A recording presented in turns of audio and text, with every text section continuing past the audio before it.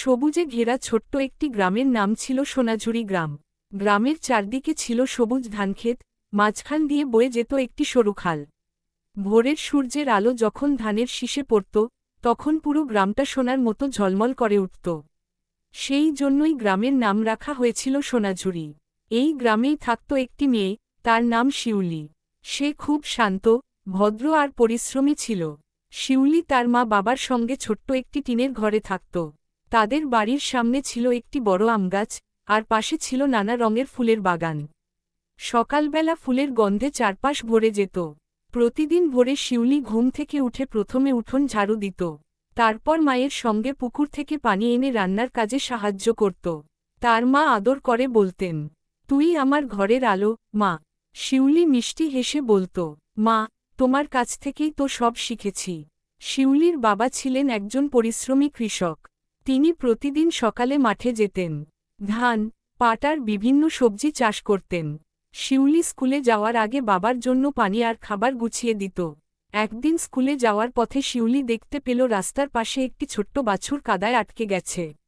বাছুরটি কাঁদছিল। শিউলি নিজের ব্যাগটা পাশে রেখে ধীরে ধীরে তাকে টেনে তুলল। তার জামা কাপড় কাদায় ভরে গেল, তবুও সে খুশি মনে বলল, "এখন তুমি ভালো আছো।" ঠিক তখনই গ্রামের বৃদ্ধ রহমান চাচা সেখানে এলেন। তিনি বাছুরটির মালিক ছিলেন। তিনি বললেন, "মা, তুই খুব ভালো মেয়ে। তোর মনটা সোনার মতো।" শিউলি শুধু হেসে স্কুলে চলে গেল। স্কুলে শিউলি খুব ভালো ছাত্রী ছিল। পড়াশোনার পাশাপাশি সে সব বন্ধুদেরও সাহায্য করত। কেউ কোনো পড়া না বুঝলে শিউলি ধৈর্য ধরে বুঝিয়ে দিত। তার শিক্ষিকা তাকে খুব ভালোবাসতেন।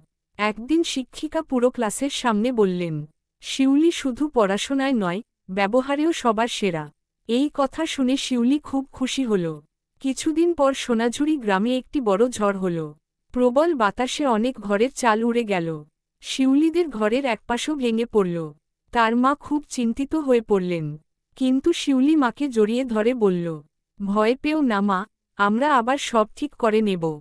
পরদিন গ্রামের সবাই একে অপরকে সাহায্য করতে বের হল।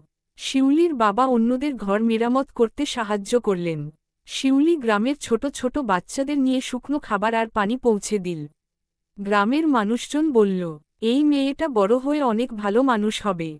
সময় কেটে গেল। শিউলি বড় হল এবং অনেক পড়াশোনা করে গ্রামের স্কুলের শিক্ষিকা হল। সে নিজের গ্রামের শিশুদের ভালোবাসা দিয়ে পড়াতে লাগল। তার ইচ্ছে ছিল গ্রামের সব ছেলে মেয়ে যেন শিক্ষিত হয়। একদিন স্কুলে দাঁড়িয়ে সে বলল, "আমাদের গ্রাম ছোট হতে পারে, কিন্তু আমাদের স্বপ্ন অনেক বড়।" সব বাচ্চারা হাততালি দিল। শিউলির মা বাবা দূর থেকে মেয়ের দিকে তাকিয়ে গর্বে হাসলেন।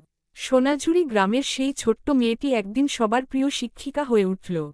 সবুজে ভরা সোনাঝুরি গ্রাম, মানুষের ভালোবাসা আর শিউলির মমতায় আরও সুন্দর হয়ে উঠল।